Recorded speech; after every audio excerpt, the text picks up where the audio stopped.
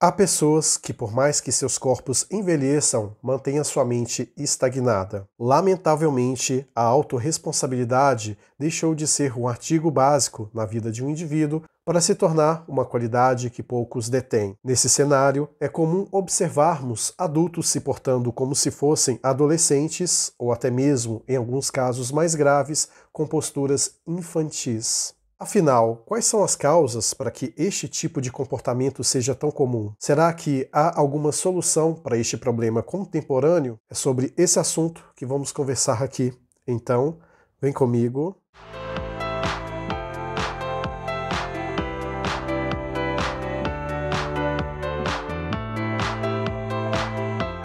A você que está chegando agora no canal Vida Cotidiana, seja muito bem-vindo. Eu sou Maicon de Souza e aqui abordo assuntos relacionados à filosofia, literatura e comportamento humano. Portanto, se você gosta desse tipo de assunto, este canal é o seu lugar. Clique aqui no botão inscrever e também ative as notificações para que você possa estar a par sobre todo e qualquer novo vídeo que surgir por aqui. De uma maneira bem resumida, as fases da vida de um ser humano são três, que é a questão da infância, a juventude e a vida adulta. Em outras palavras, fazendo uma analogia com tudo o que há ao nosso redor, é um começo, meio e fim. E entendido isso, podemos compreender que cada fase tem a sua peculiaridade, tem os seus próprios medos, desafios, angústias e também os seus prazeres. E é isso que faz de cada fase da vida de um ser humano algo gostoso de ser vivido, por mais que nem tudo seja composto por flores. E é desejável que assim seja,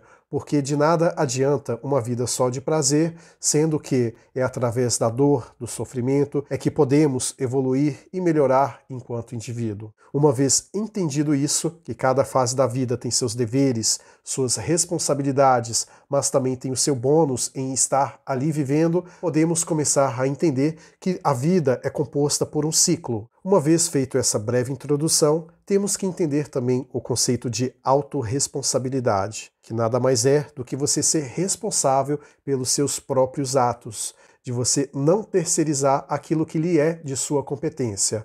A partir do momento em que alguém coloca nas mãos de outro algo que deveria ser feito por si mesmo, ela está automaticamente negando a vida. Então, como já dizia Nietzsche, a questão da vontade de potência é algo que faz parte da psique humana, que se abrirmos mão deste desejo de fazer acontecer, nós automaticamente estamos fechando os olhos para a nossa humanidade e sendo apenas servos do acaso. Ao compreendermos os aspectos da autorresponsabilidade, quando alguém tem essa característica bem desenvolvida e praticante no seu dia a dia, podemos chegar aí no conceito de maturidade, que nada mais é aquele tipo de indivíduo que compreende que ele não é o centro do universo e que cada escolha esconde uma renúncia e que cada ação tem uma reação. Uma vez entendido isso, tendo a autorresponsabilidade enraizada dentro da sua essência, aí sim é que a pessoa passa a se tornar madura, digamos assim.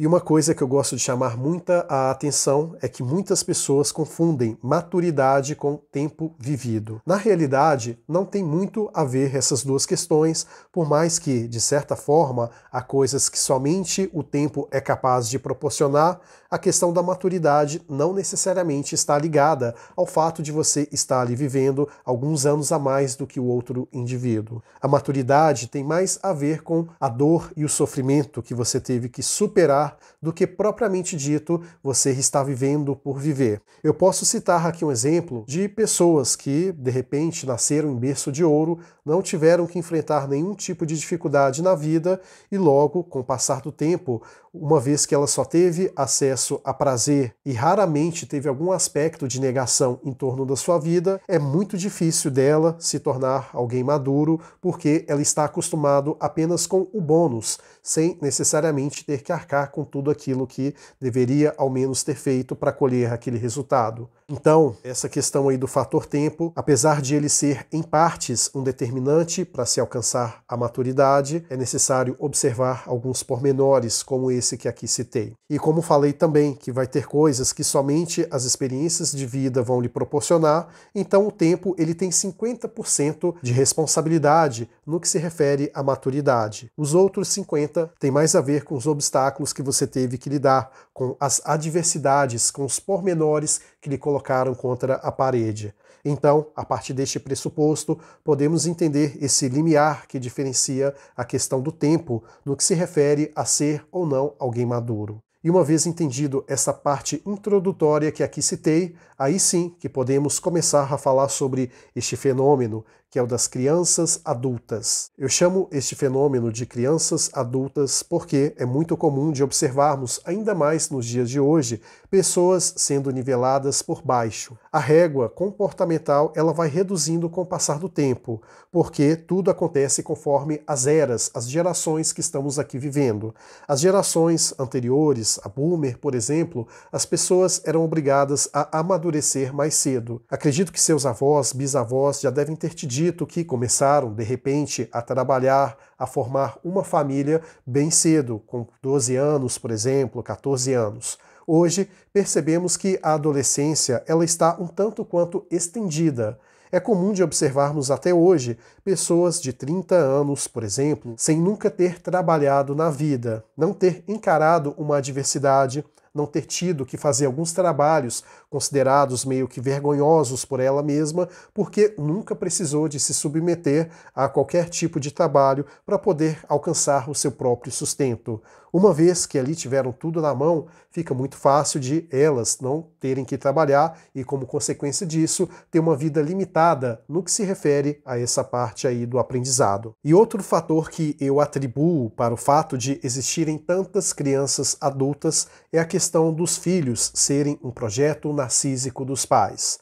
Ou seja, há um excesso de proteção que os pais fazem em relação aos seus próprios filhos, que, ao invés de ajudá-los na sua jornada existencial, acaba, na maioria das vezes, atrapalhando. De modo geral, os pais querem que os filhos sejam uma continuação de si mesmos. Eles querem privar os filhos do sofrimento e também querem proporcionar excessos de prazeres. É muito comum observar o filho praticamente mandando no pai. O pai ou a mãe quer fazer tudo aquilo que o filho deseja, justamente porque acredita que tem uma obrigação mais do que terrena com aquele filho e por isso tem que atender a todos os desejos do filho. Este é um problema gravíssimo. Os filhos não são extensão dos pais e eles devem ser tratados como seres humanos ímpares, com seus defeitos, suas qualidades, com a sua possibilidade de cometer erros na vida e assim por diante. A partir do momento em que o pai ou a mãe quer privar o filho do sofrimento, que de maneira inerente ele está impregnado na vida, o pai acaba ali privando o filho dos melhores e maiores aprendizados que ele pode ter. É claro que não estou aqui fazendo um discurso para deixar os filhos de qualquer forma, não é isso que eu quero aqui dizer. O que eu estou dizendo é que o pai não pode se intrometer nas escolhas do filho. E hoje, filho, por exemplo, adulto com 20 anos, os pais acabam muitas das vezes não deixando com que o filho caminhe com as próprias pernas. Os pais querem fazer interferências de modo a acreditar que as escolhas próprias é a melhor que o filho deve tomar. Só que isso é um absurdo dos piores. As pessoas, como aqui citei, adquirem maturidade somente com experiências. E a experiência negativa, ela é de suma importância para que o indivíduo possa acreditar em si mesmo, para que ele possa enxergar a vida tal como ela é e entender que ela não é um algo doce, rosa, por assim dizer.